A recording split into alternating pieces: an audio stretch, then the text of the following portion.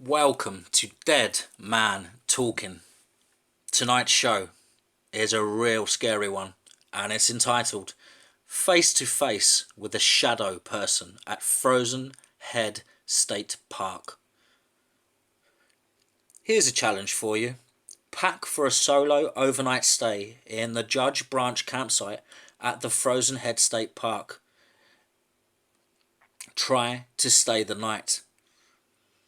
I spent the day there with every intention of staying the weekend as I had planned, and ended up having to pack my gear after too close face to face with what I've learned later was called a shadow person.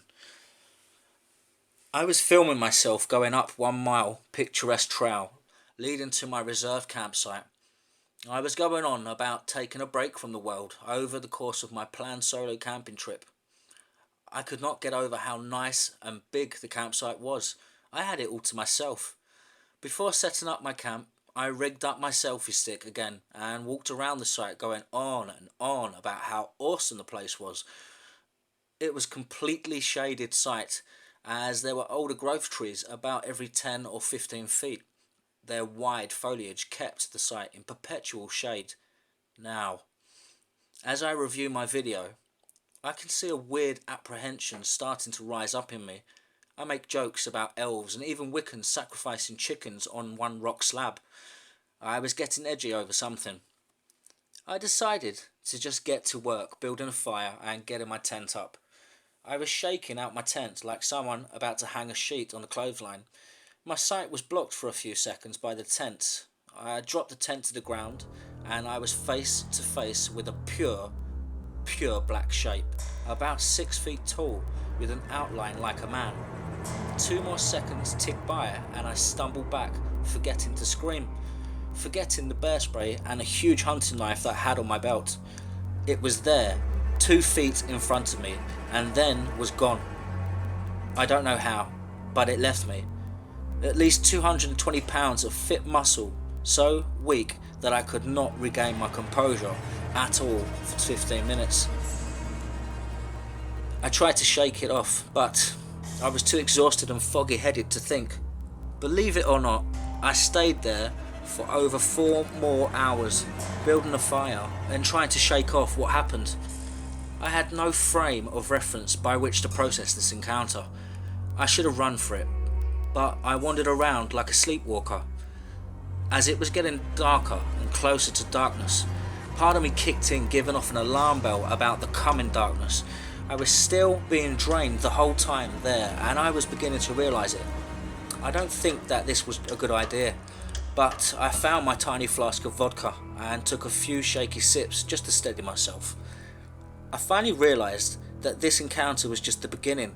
Somehow, the drink helped, and after 3 shaky tries, I managed to pack my gear. I get my pack on my back finally, and I stare back at the camp that was beginning to feel like a death trap. Just then, I heard a weird whooping call, and I scanned for the source of the sound. It is then that I see a little plastic animal figures. I stagger over to the spot and see that there is a little lion and lioness. They were set there carefully on a mossy rock facing my campsite, just 10 feet from it. I snap a picture of the scene and turn to get free of the oppressive place. I found the path back to my car and staggered down the trail. Talk about the longest mile.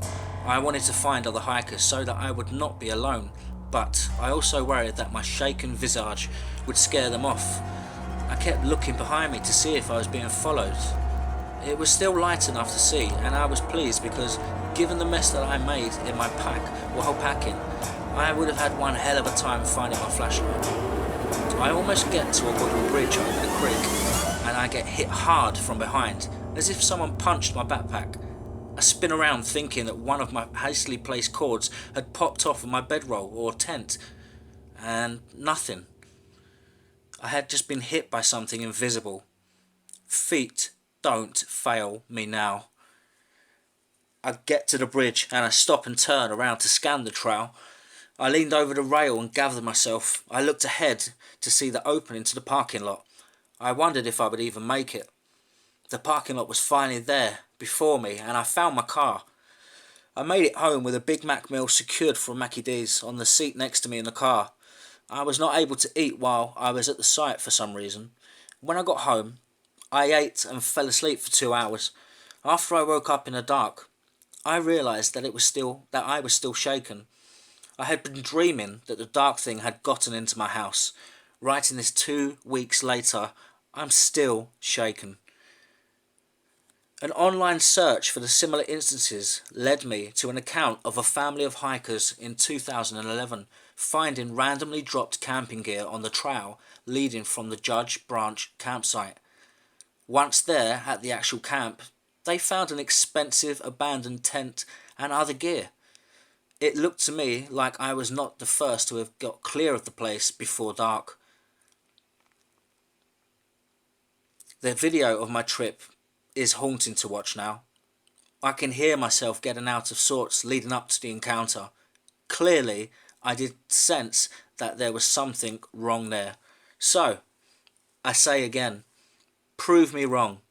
Go there for a solo overnight. And by the way, I've also learned that that park is across the street from what some consider a haunted, abandoned prison. Whoa. It all makes sense now. That concludes the end of tonight's story, guys. Hope you enjoyed that one. Please do like, comment, share, and if you haven't already, please do subscribe to stay up to date with all Dead Man Talking 666 content. And remember, folks, be safe, not sorry.